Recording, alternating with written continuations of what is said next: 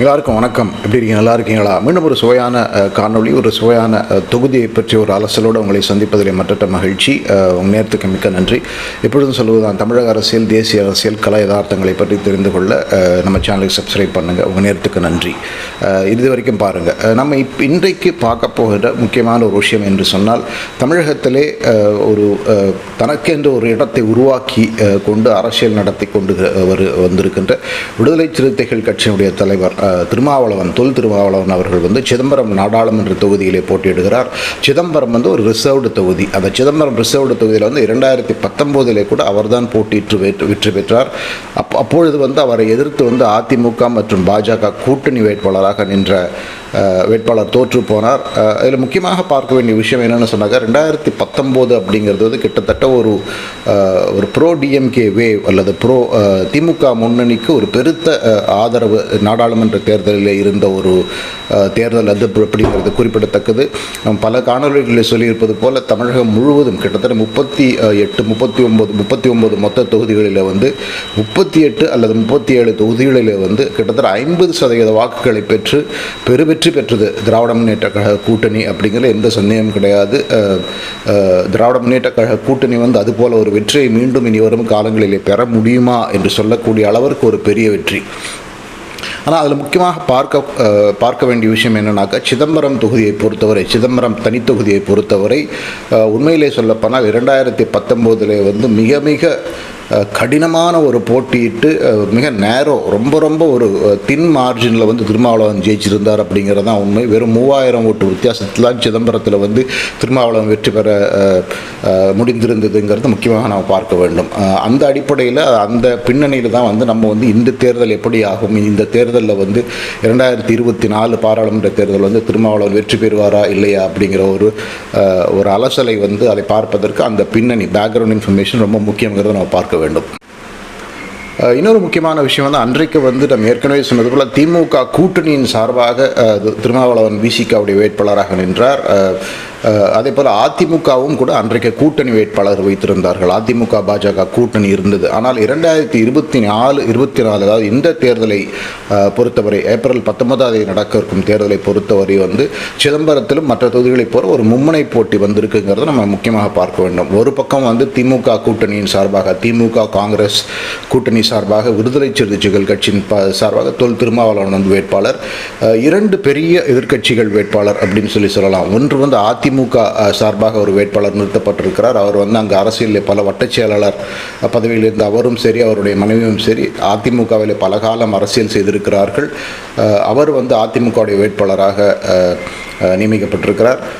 பாஜகவுடைய வேட்பாளராக ஒரு பெண் வேட்பாளர் நியமிக்கப்பட்டிருக்கிறார், களத்தில் இறக்கப்பட்டிருக்கிறார். கார்த்தியாயினி அப்படின்னு சொல்லிட்டு ஒரு ப்ராமினென்ட்டான நேம். அந்த லேடி இதற்கு அந்த பெண்மணி இதற்கு முன்னாள் வேலூர் மேயராக இருந்திருக்கிறார். அண்ணா திராவிட முன்னேற்ற கழகத்தில் இருந்தபொழுது வேலூர் மேயராக இருந்தபொழுது சர்ச்சைக்குரிய சில விஷயங்களை கூட செய்திருக்கிறார்கள். நம்ம முக்கியமாக பார்க்க வேண்டும். அது என்னன்னாக்கா பெங்களூரில் ஜெயலலிதா காலஞ்சென்ற அதிமுக பொதுச் செயலாளர் முதலமைச்சர் ஜெயலலிதா அவர்கள் பெங்களூர் நீதிமன்றத்திலே தண்டனை வழங்கப்பட்ட பொழுது, அந்த தண்டனை வழங்கிய டாக்குன்னா அப்படிங்கிற அந்த ஒரு ஜட்ஜுடைய உருவமை எரித்தது மட்டும் இல்லாமல், அந்த ஜட்ஜை எதிர்த்து வேலூர் நகரசபையில் தீர்மானம் இயற்றி அதற்கு பிறகு அது நீதிமன்றத்தினுடைய பார்வைக்கு சென்னை உயர்நீதிமன்றத்தில் மன்னிப்பு கேட்டிருந்தார் கார்த்தியாயினி. ஒரு மிக ஒரு ப்ராமினென்ட் ஃபேஸ் பாஜகவை தமிழக பாஜகவை பொறுத்தவரை ஒரு பதவியிலே சில காலமாக இருந்து வருகிறார். சிறந்த ஒரு பேச்சாளர், ஒரு மாதிரி முன்னணி பேச்சாளர் பாஜகவை பொறுத்தவரை அப்படிங்கிறது முக்கியமாக நாம் பார்க்க. ஆக இப்போ நாம் தமிழர் கட்சியை நாம் விட்டுவிட்டோம் என்று சொன்னால், 2019 2 பெரிய கட்சிகளுடைய வேட்பாளர்கள், அதில் வெற்றி பெற்ற திருமாவளவன், 2வது இடத்துல அதிமுக வேட்பாளர் சந்திரசேகரன்கிறவர் இருவருக்கும் இடையான வாக்கு வித்தியாசம் வெறும் 3000 வாக்குகள் தான். அதாவது பர்சன்டேஜ் ஓட்டு சதவிகித கணக்கு எடுத்தால் வெறும் 0.2% ஓட் டிஃபரன்ஸில் தான் திருமாவளவன் வெற்றி பெறுந்தார். இதற்கான காரணம் என்ன என்று சொன்னால், எப்போதாவது தமிழகம் முழுவதுமே பெரிய அளவில் ஜெயிச்சாங்களே, ஏன் அங்கே மட்டும் அப்படி ஜெயிக்க முடியல அப்படின்னு சொன்னாக்கா, அதற்கான ஒரு அடிப்படை காரணம் அல்லது ஒரு பின்னணி காரணம் என்ன சொல்லப்படுகிறது என்று சொன்னால், இந்த மாதிரி ஒரு தனி தொகுதிகளில் ஒரு ஸ்ட்ராங்கான ஒரு கேண்டிடேட், குறிப்பாக அந்த குறிப்பிட்ட வர்க்கத்தை ரெப்ரசன்ட் பண்ணுற மாதிரி ஒரு கேண்டிடேட்டை நிறுத்தும் பொழுது போலரைசேஷன், அதாவது கட்சிகளுக்கு அப்பாற்பட்டு கூட வாக்குகள் அளிப்பது மாறுகிறது அப்படிங்கிற ஒரு அடிப்படையை சொல்லுகிறார்கள். அந்த அடிப்படையில் தான் இங்கே வந்து பிற இடங்களிலே வந்து திமுகவுக்கு கிடைத்த பெரிய வெற்றி போல திருமாவளவனுக்கு வந்து பெரிய வெற்றி கிடைக்காததற்கான காரணம் கட்சி பாகுபாடுகளை மீறி அந்த ஜாதிய கட்டமைப்புகளை பார்த்து வாக்களிப்பதுங்கிறது இந்த மாதிரி இடங்களில் வருதுன்னு சொல்கிறாங்க. இது ஓரளவுக்கு உண்மையாக இருக்கக்கூடிய வாய்ப்பு இருக்கும் பட்சத்திலே தான் திருமாவளவன் மிக கடினமான ஒரு போட்டியிலே வந்து வென்றார் 3000 வாக்குன்னு பார்க்குறோம்.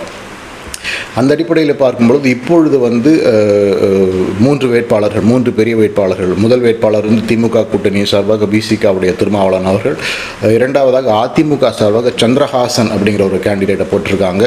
அங்கே உள்ளூரில் வந்து தெரிந்த ஒரு அதிமுக முகம், பல பதவிகளிலே வந்து நகர்மன்ற அளவிலே வந்து பல பதவிகளிலே இருந்திருக்கிறார். அவரும் அவர் மனைவியுமே கூட அதிமுகவில் பெரிய அளவில் இருந்திருக்கிறார்கள் பதவிகளிலே. மூன்றாவதாக பாஜக சார்பிலே வந்து இந்த ஃபயர் பிராண்டுன்னு சொல்லி பாஜக காலர்கள் சொல்லக்கூடிய கார்த்தியாயினி, வேலூர் மேயராக இருந்தவர்கள். இப்படி ஒரு மும்முனை போட்டியிலே ஒரு கடினமான போட்டியாக சிதம்பரம் தொகுதி மாறக்கூடும் அப்படிங்கிறதை பலரும் சொல்லுகிறார்கள். குறிப்பாக வந்து 2019 அதிமுக பாஜக கூட்டணி இருந்ததுனாலே வந்து பெருவாரியாக சிதம்பரத்தில் வந்து ஒரு பெருவாரி மதமான இந்துக்களின் வாக்குகள் பெரிய அளவிலே வந்து அதிமுகவுக்கு சென்றது. அதாவது இந்துக்கள்னு சொல்லும்போது இந்துக்கள் மட்டுமல்லாது சிதம்பரம் கோயில் சார்ந்த வேலைகளில் ஈடுபட்டிருக்கும் ஒரு குறிப்பிட்ட சமுதாயத்தினர் பெரிய அளவிலே வந்து அன்றைக்கு அதிமுகவுக்கு வாக்களித்திருக்க கூடும் அப்படிங்கிற ஒரு கருத்து சொல்லப்படுகிறது. அந்த வாக்குகள்லாம் வந்து இப்போ கார்த்தியாயினி பாஜக சார்பில் போட்டியிடும் பொழுது உறுதியாக வந்து கார்த்தியாயினிக்கு அந்த வாக்குகள் போய் சேரும் பட்சத்திலே ஒரு மும்முனை போட்டியிலே வந்து திருமாவளவனுடைய வெற்றி அவ்வளவு எளிதாக இருக்கிறது என்பதுதான் பலரும் சொல்லக்கூடிய கருத்து. மீண்டும் நம்ம இது ஏன் சொல்லுகிறோம்னு சொன்னாக்க, அந்த தொகுதியிலே வந்து பிற தொகுதிகளைப் போல அந்த 2 முக்கிய கேண்டிடேட்ஸை தவிர பிறருக்கு வந்து பெரிய அளவில் வந்து அவங்க வாக்குகள் போகிறது கிடையாதுங்க. குறிப்பாக வந்து அங்கே அந்த தொகுதின்னு பார்த்தீங்கன்னாக்கா பெரிய ஒரு தொகுதி கிடையாது. உதாரணத்திற்கு கோவை அல்லது சென்னை போன்ற தொகுதிகளில் வந்து 20 லட்சம் வாக்காளர்கள் இருப்பாங்க. ஆனால் சிதம்பரம் தனி தொகுதியை பொறுத்தவரை உத்தேசமாக ஒரு 10-12 லட்சம் வாக்காளர்கள் தான் இருக்காங்க. அந்த 10-12 லட்சத்துக்கும் உள்ள வாக்காளர்களில் வந்து ஒரு 6-7 லட்சம் வாக்குகள் பதிவாகும். அதாவது 70% போலிங் அப்படின்னாக்க ஒரு 7-8 லட்சம் வாக்கு பதிவாகும் பட்சத்திலே வந்து 6 லட்சம் வாக்குகள் வந்து இந்த 2 பெரிய கட்சிகளுக்கு தான் 2019 போயிருக்கு. மற்ற சிறிய கட்சிகள் எல்லாமே சேர்ந்து கிட்டத்தட்ட ஒரு 1 அல்லது 1.5 லட்சம் வாக்குகள் தான் பெறுகிறார்களுங்கிறது இங்கே ஒரு பெரிய ஒரு விஷயம்.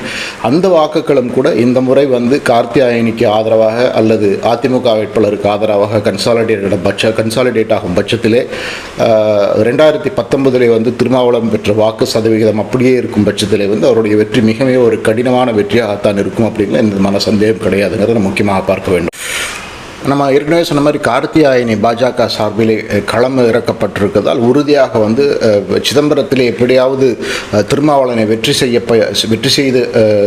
செய்ய வைக்க வேண்டும்ங்கிற கட்டாயம் வந்து அதிமுக கூட்டணி கட்சிகளுக்கும் இருக்கிறதுங்கிற சந்தேகமில்லை. உறுதியாக முதலமைச்சர் ஸ்டாலின் அவர்களை கூட நேரடியாக தலையிட்டு அங்கே திமுக காரர்கள் எந்த சூழலையுமே வந்து திருமாவுக்கு ஆதரவாக வேலை செய்தாக வேண்டும், திருமாவுடைய வெற்றி வந்து கட்டாயம் வந்து ஒரு சிம்பாலிக்கான வெற்றி, அதாவது தென்னிந்தியாவிலே மட்டுமல்ல தேசிய அளவிலே வந்து மோடி எதிர்ப்பு அப்படிங்கிற ஒரு மிகப்பெரிய ஒரு அரசியல் ஆயுதத்தை கையில் எடுத்து அந்த ஆயுதத்தை சிறப்பாக பயன்படுத்தி பிரச்சாரங்களிலே கையில் எடுத்து கொண்டிருக்கும் வேட்பாளராக திருமாவளவன் திகழ்கிறார்கள், எந்த சந்தேகம் கிடையாது. திமுக கூட்டணியை பொறுத்தவரை இந்த விதமான பிரச்சாரங்களுக்கும் அந்த மெஜாரிட்டேரியன் ஹிந்துவிசம் அதற்கு எதிரான பிரச்சாரங்களுக்கும் திருமாவளவன் வந்து ஒரு பெரிய ஒரு ஆயுதமாக சக்தியாக அந்த கூட்டணிக்கு இருக்கிறாருங்கிறதுல எந்த சந்தேகம் கிடையாது. அந்த அடிப்படையிலே வந்து 2019 போல் இல்லாமல் 2024 உறுதியாக திமுக கூட்டணி எல்லா பிரம்ம பிரயத்தனங்களும் செய்து திருமாவளவனை எப்படியும் மீண்டும் வெற்றி பெற வைக்க வேண்டும் என்று நினைப்பார்கள் அப்படிங்கிற சந்தேகம் கிடையாது. அதே போல் பாஜகவுக்குமே கூட திருமாவளவனை போல ஒரு கேண்டிடேட்டை வீழ்த்துவதுங்கிறது அவங்களுக்கும் ஒரு முக்கியமான ஒரு சிம்பாலிசமாக இருக்கும். குறிப்பாக சிதம்பரம் போன்ற ஒரு தொகுதியிலே அந்த சிதம்பரம் நடராஜர் கோயில் இருக்கும் ஒரு தொகுதியிலே வந்து பாஜக வென்று விட்டது அப்படிங்கிற ஒரு இமேஜை கிரியேட் பண்ண அவங்களும் எந்த எல்லைக்கும் போவாங்கிற சந்தேகம் கிடையாது.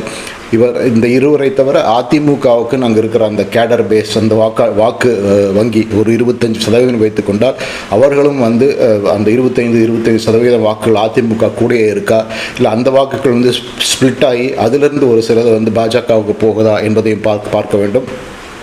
இவற்றையெல்லாம் கூட்டி கழித்து பார்த்தோம் என்று சொன்னால் உறுதியாக சிதம்பரம் வந்து ஒரு நெயில் பைட்டிங் கான்டெஸ்டாக இருக்கும்.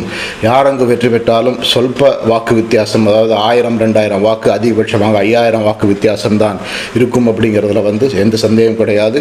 நம்ம ஏற்கனவே சொன்னது போல் தொல் திருமாவளவர்களை பொறுத்தவரை இது ஒரு கேக் வாக்காக, ஒரு சுலப வெற்றியாக இருக்கவே இருக்காது. கடுமையான ஒரு போராட்டம் இருந்தால்தான் அங்கு அவருக்கு வெற்றி கிடைக்கும். அந்த வெற்றி அப்செட் ஆகிறதுக்கான வாய்ப்புகளும் மிக அதிகம். அந்த சூழ்நிலையிலே வந்து கார்த்தியாயனி வெற்றி பெற வாய்ப்பு இருக்கிறது என்று பலரும் சொல்கிறார்கள். இந்த ஒரு அலசலோடு உங்களை சந்தித்ததில் மிக்க மகிழ்ச்சி. மீண்டும் வேறொரு காணொளியுடன் சந்திக்கிறேன். மிக்க நன்றி.